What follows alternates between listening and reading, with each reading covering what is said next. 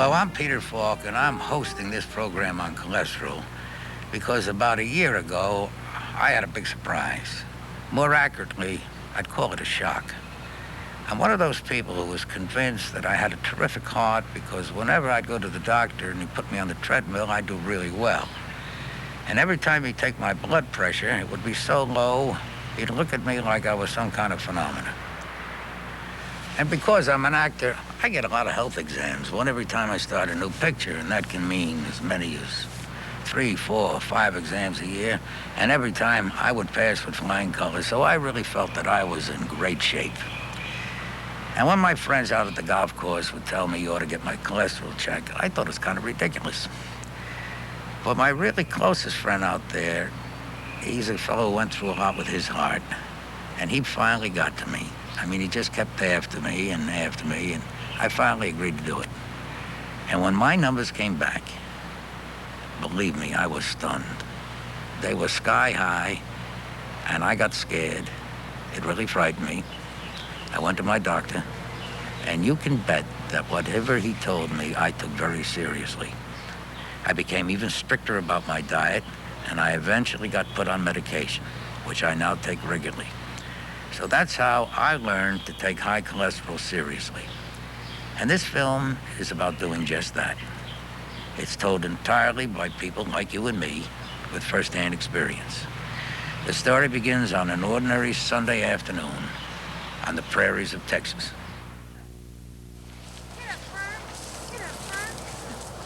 This October day, hunting was the only thing on Pat Contestable's mind. It started out to be a normal day.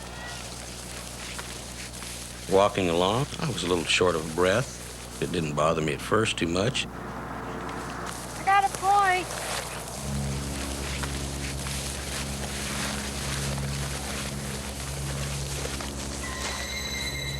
The pain hit, the shortness of the breath. I knew that I had a problem. I didn't know what it was, but I knew something was wrong. But I didn't want to ruin the day. Hey, you all right? Yeah, go on, Rick. I'll catch up.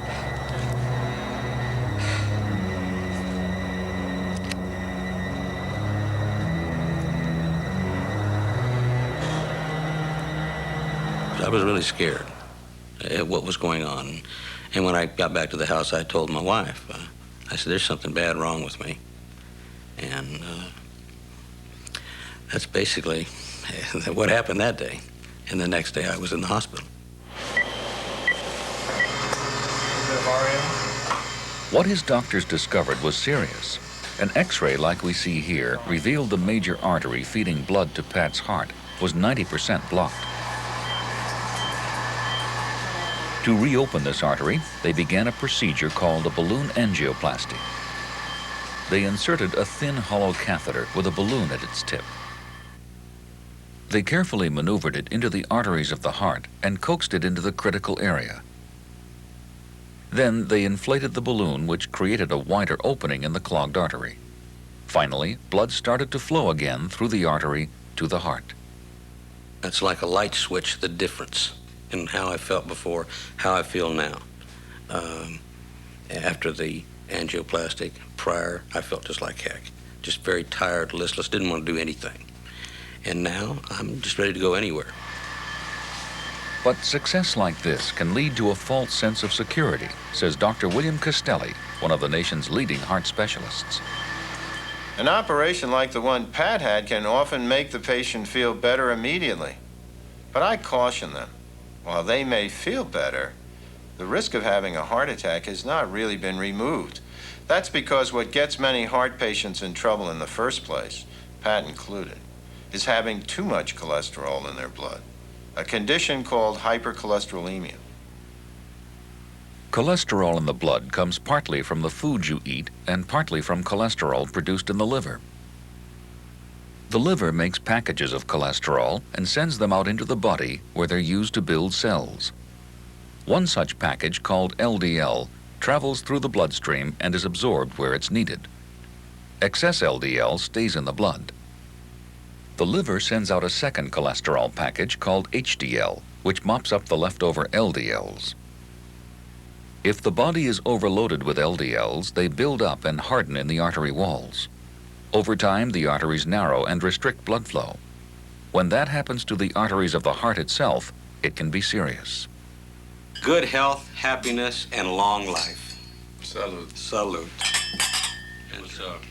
The operation has bought Pat some extra time, but unless he can lower the amount of cholesterol in his bloodstream, he may be back on the operating table. The first line of attack for Pat, and for the rest of us in the battle against cholesterol, is diet.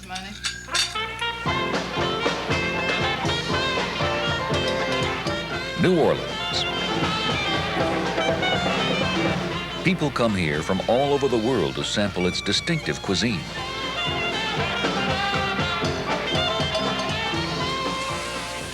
Here in the kitchen of the famous Bragston's restaurant, they prepare dishes that are rich, mouth-watering, and typical New Orleans fare. Food that's great for the palate, but not for everyone's heart. Chef Frank Bragston was raised on this high-fat, high-cholesterol diet. The two most popular sauces in New Orleans is Meunier sauce and Hollandaise sauce, and both of them are extremely rich. There's a lot of butter, and you'll see these sauces served with fish, with meat, with lamb, with a variety of things. Recently, Frank discovered his cholesterol level was too high. My cholesterol is high because all my life I've never really gone on a diet per se or really taken a conscious effort to watch what I eat. Part of what's gotten Frank into trouble is cholesterol found in foods such as eggs, meat, and dairy products like whole milk, cheese, and butter. Now he's trying to eat more non-cholesterol foods like these carrots and other vegetables, as well as fruit, rice, beans, and pasta, or foods low in cholesterol like fish, or chicken and turkey, without the skin.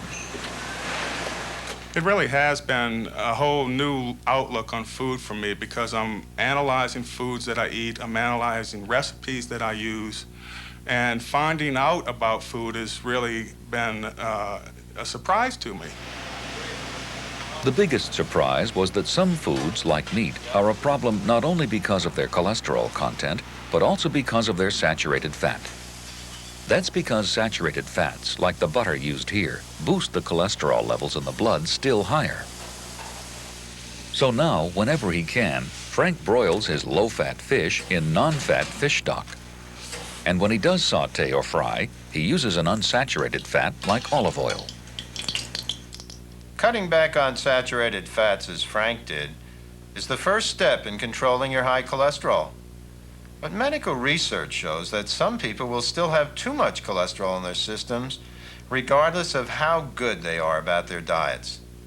For these people, adding appropriate medication to the right diet can make a difference, as you'll see in Brad Kurtz's story. Artery disease runs in Brad Kurtz's family. Years ago, during a routine physical, Brad discovered his own cholesterol was extremely high. He didn't worry much about it, although his wife and family did. 2 or 3 years ago, we were on a family vacation, and my brother-in-law, who happens to be a doctor, is very much into this kind of preventative medicine, got wind of the fact that I had a 380 cholesterol level and went berserk.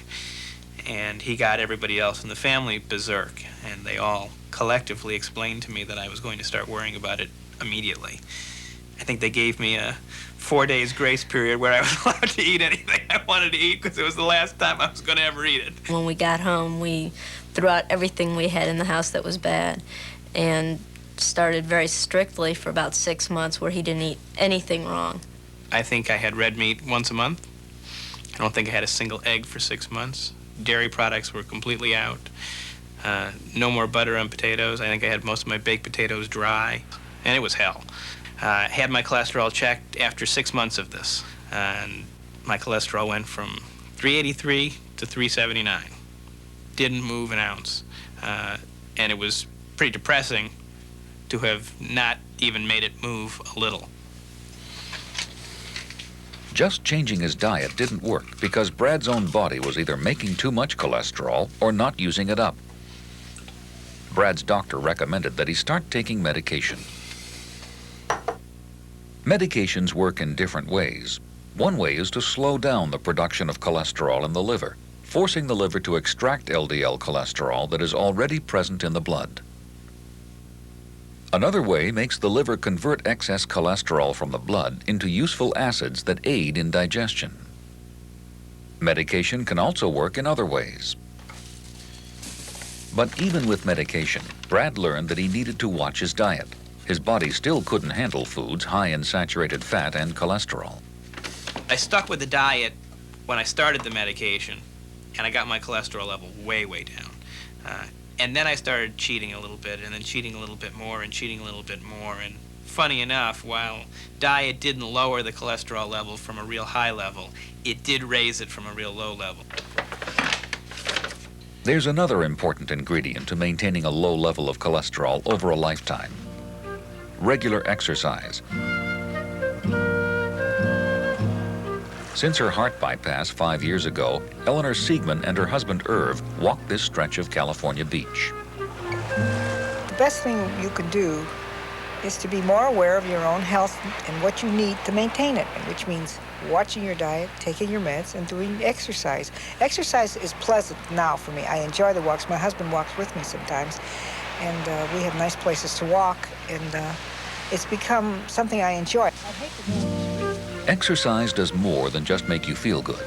For some people, it changes the cholesterol balance in their favor by boosting the amount of good or HDL cholesterol in their systems. So it's a vital part of a heart-healthy regimen. Changing your lifestyle, diet, exercise, medication, it's all easier said than done. That's something I can confirm from personal experience. But first you have to face up to the fact that you have a problem. For many people, that's not so easy.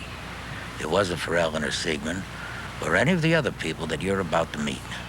When I first realized I had a heart problem, and a serious one, I was shocked, and I didn't believe it. But then I thought, gee, you know, my father died of heart problems. My mother died of heart problems. What made me think I was immune? So it helped me accept a little, but it still was difficult to accept. It always is. Nobody wants, you deny it, you know, not me. Did you give me Martin Michael? Alan Pando denied it too. His doctor warned him for years about his high cholesterol. But running his advertising agency in Los Angeles was somehow more pressing.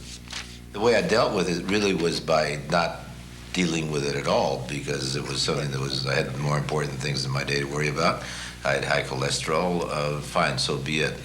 It did not really affect me.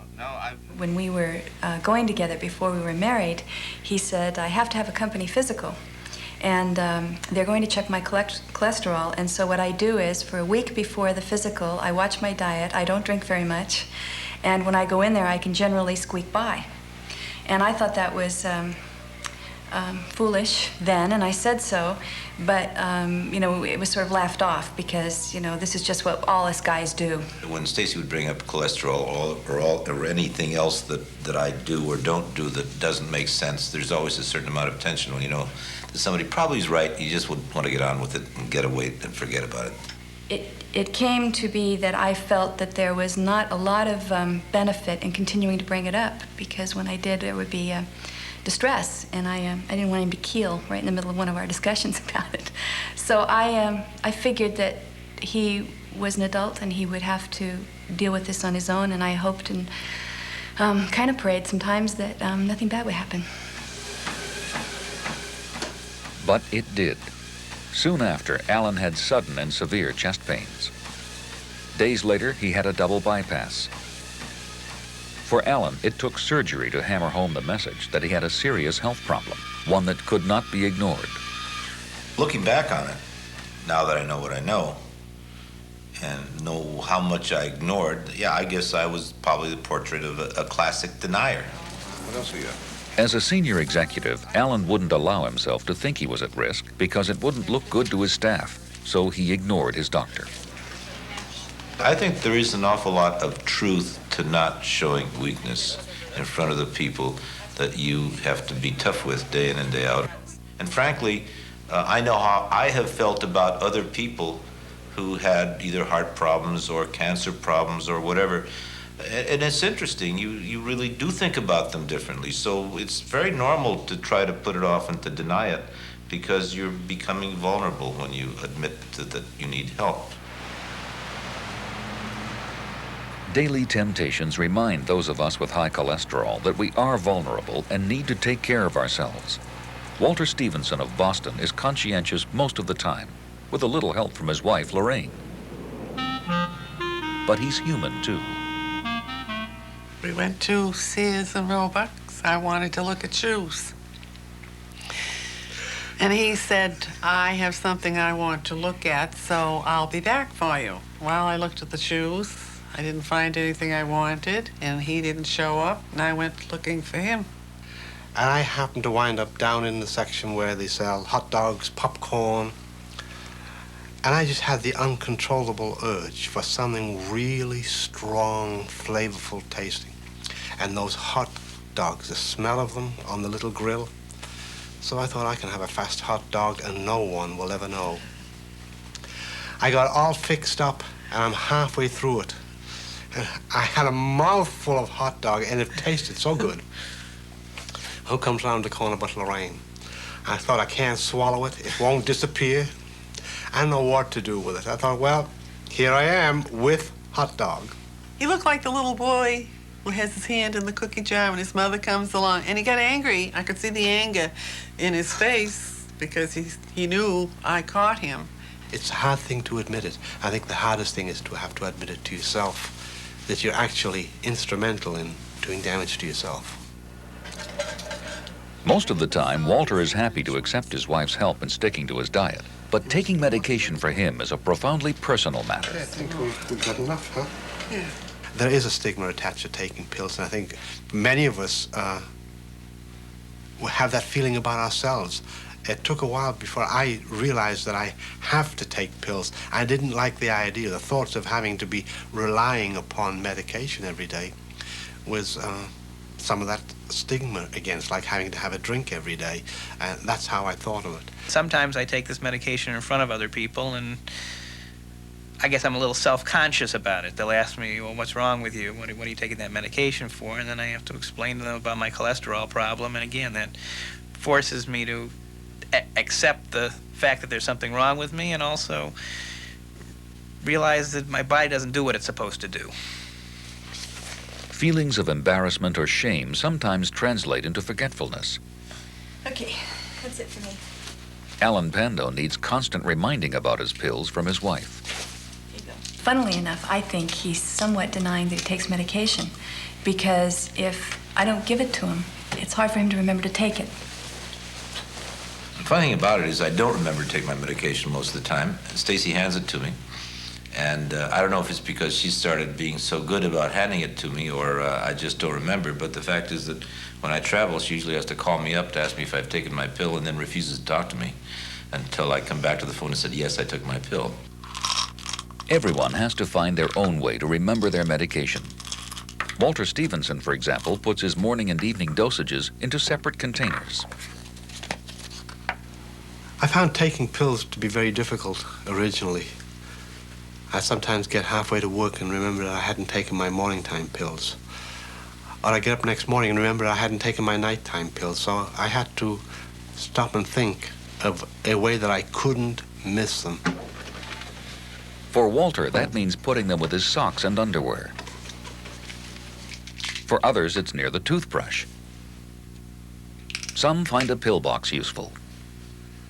It's a process you grow into. I've been taking this medication now for 3 years now. At first, I wasn't very good at it. Now I'm very good at it because I do it every day. I had to accept the fact that I needed to have medication. I needed to watch my diet. I needed to exercise. And sometimes even the exercise didn't feel like getting up in the morning and running or walking. But you come to terms with it if you care about yourself. But sometimes people get to the point where their regime works so well and they feel so good that they think they can cut back on their medication. I sometimes feel tempted to stop my medication. I still have the tendency to that denial. And I've never actually stopped my medication, but the thought has gone through my head, I wonder what would happen if I skipped a few days.